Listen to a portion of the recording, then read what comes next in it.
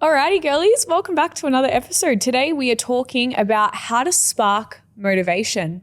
What does that even mean? Should we be relying on motivation? Is it a fleeting feeling? Should that be the thing that, guides our goals and our decision making, etc.? Yeah, I think we always speak about not relying on motivation all of the time because we can't expect ourselves to always be motivated.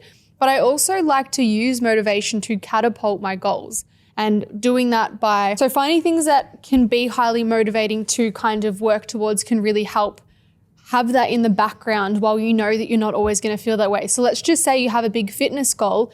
If you cultivate photos or a feeling or a mood board around how it is that you actually want to feel or what you're working towards, that can help you start that goal. It's like the starting point, and that's what's going to be the thing that puts the wheels in motion for your goals, right? So think of it as like the initial phase, but then also knowing that as you're working towards that goal, that motivation is going to fade. There's going to be days where you don't necessarily feel like it, but having in this situation like a visual thing to be anchoring yourself back to, or a goal that you've written down as to what you started, why you actually started that in the first place, can really help.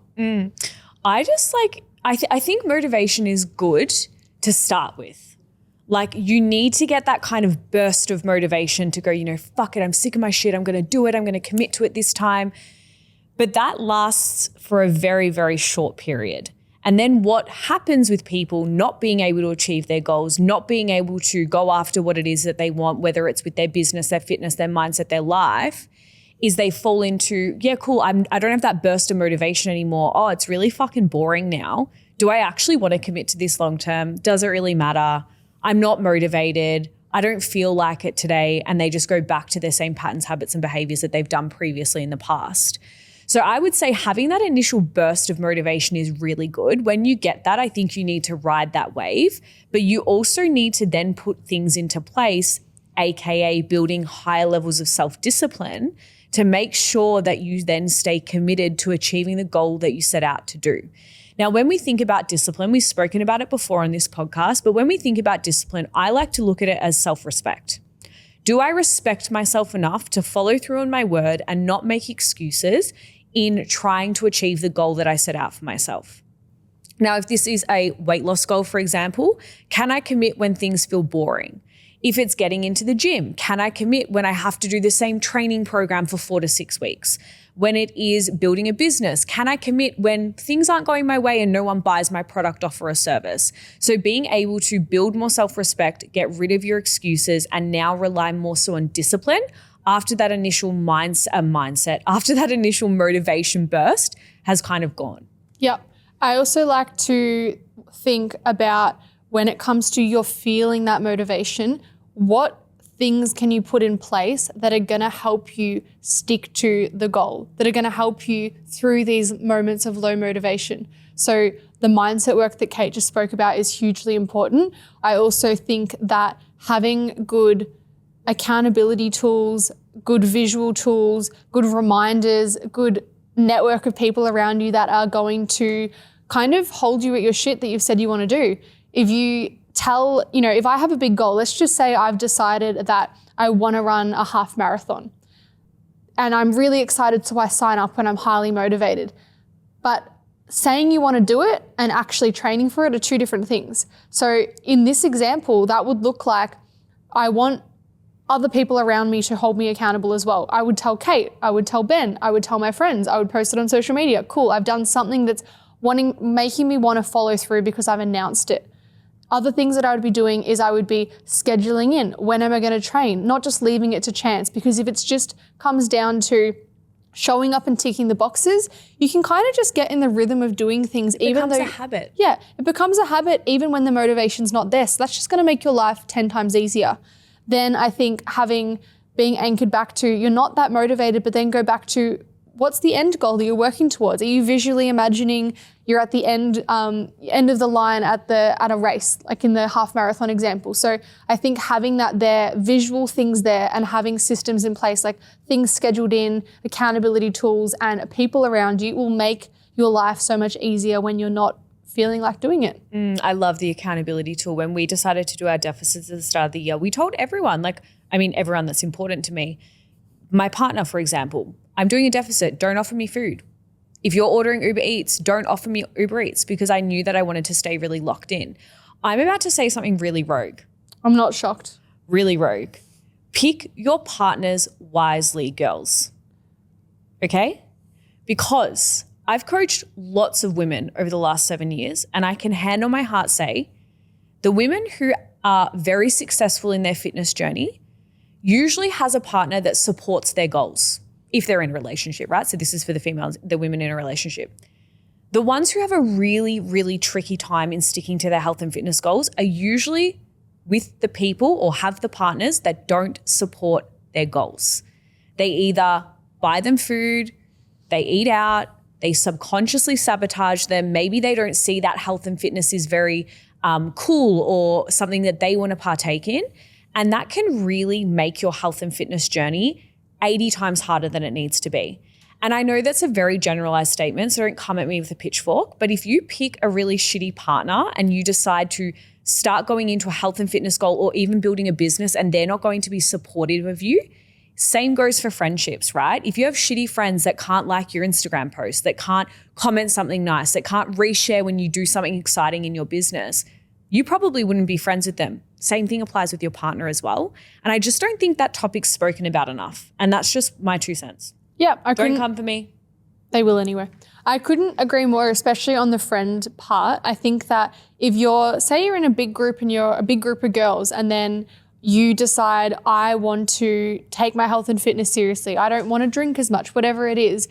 If you tell your friends that and they're like, oh, cool, we want to do it with you, or like, cool, like we'll help support you by changing whatever it is, how we hang out, whatever it is, that's just going to make your life easier versus if you had a situation where you were like, I want to make this change for myself, and then people say things to you like, oh, that's a bit extreme, or won't you just live a little? Those kinds of things where it's kind of like it's hidden under the guise of being helpful potentially, but it's actually just shitting on you and your goals. So I think that your environment is hugely important, your partner, your friendships, all of that makes a really big difference. And when we anchor this back to motivation, I think that it's easy to stay more motivated when you're around people that are go-getters.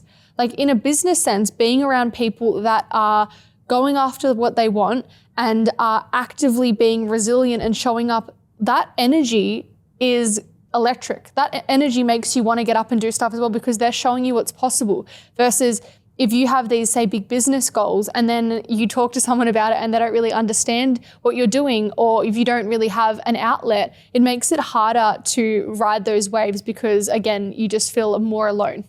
I agree. Your environment is everything. If you're around people who are bringing you down, and I know we're going to get comments on this podcast being like, how do I find my people? Because everyone always asks that.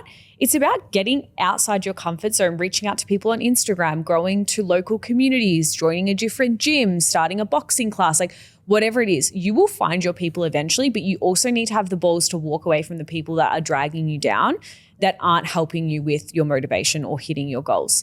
I think the other thing that I want to bring up with motivation is when you start to get bored, you need to get comfortable with being bored, right? We always, as a society, chase the shiny object. What's the new trending thing on social media? What's the new quickest way to lose 10 kilos? What's the new thing that's going to get me more leads in my business? Whatever it is. And we can get really easily distracted by all of that instead of just focusing on the foundations and understanding that, cool, I've got this burst of motivation. I'm now building more self-discipline by doing the things that I set out that I wanted to do.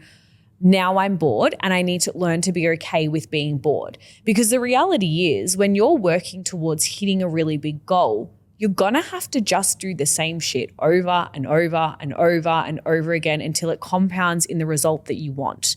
So every single time you find yourself getting distracted or easily bored and think that you need to spice it up and change it up and do something different, I would want you to sit and ask yourself, am I actually not getting my result? Or am I just getting bored and I think that I need to change what it is that I'm doing? Yeah, I see people honestly sabotage themselves a lot of the time because of this. It is. Yeah, if you're 8 weeks into your fitness journey and you've just had an off day, like that has the potential to you being like, oh, it's not for me, or I want to do something different, which I see people do a lot. It's like something will happen. It could just be you've had something social happened on the weekend and then now that's spilled over to the week and then now you're just feeling out of sorts and all of a sudden you feel like you need to change it up. There's that, or there's the no, you have long-term vision. You're okay with the fact that you're going to have some weeks that feel off, but you stay anchored into your goal.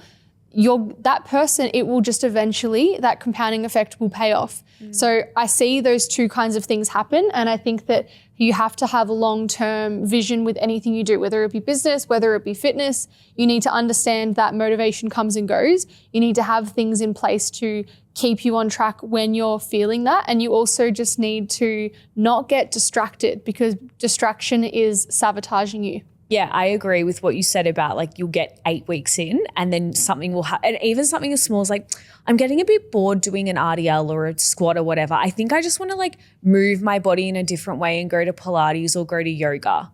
And then you do Pilates for 8 weeks and then you're like, I'm not really getting any stronger. I think I need to go back to weight training. And all that does is it just moves you further and further and further away from the original goal you set out without you even realizing it.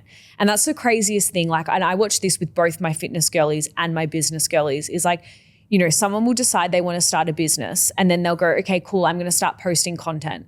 And then their content takes a while to get traction. Like anything, we need to build community. So they go, you know what, fuck it, I'm going to learn how to do meta ads. But then the same rules apply with meta ads. You need to trial and test them before they build traction. Nothing works there. So they go back to content. But in that time, they've neglected content, so nothing's growing. And they feel like they're starting again. Same thing with fitness. It goes from weight training to Pilates, back to weight training. And then all of a sudden, you're just exactly where you started instead of moving forward, because your relationship to boredom, you can't handle being bored for more than 5 seconds because we're constant dopamine on our phone all of the time. That's also something. Reduce your screen time, use Opal, lock yourself out. I would also say when you have decided on a goal, you need to block out other options, because if you decide you want to be a gym girly and your goals are around, say, body recomp and following a structured training program, you're going to hear other people with other opinions doing other methods. And you can either listen to that and jump ship every time someone has fancy marketing or someone else has gotten a good result. And then again, that noise is going to confuse you. Or you can just be of the understanding that there's lots of ways to get a result. If you just followed one way for long enough, you would get a result. So I think that I know that happens because people will see, let's just say someone who has just like a phenomenal physique because of whatever they've done. And if you think, oh, what did they do? I need to do that. And then you'll see another person with another amazing result and you'll think, what did they do? That's what I need to do. But I just need to remind you that it's not necessarily the one method that's doing it. It's just the amount of time that they've done it for, how consistent that they've been. So try to just lock into whatever you've decided to do long term. And we know consistency trumps everything, regardless of what you decide to do. The longer that you're consistent, you do the same things over and over and over again, it compounds to the result that you want. And I think that wraps up today's episode. We want to say, you wrap it up. Sorry, I introed you. Wrap it up. Go for it. Thank you guys so much for listening. If you are watching us over on YouTube, you know what to do. Like, comment, subscribe if you haven't already. Tell us what you want to see us talk about in future episodes. And if you're listening over on Spotify, please give us a rating of 5 stars and we will see you next week. Love you. Bye.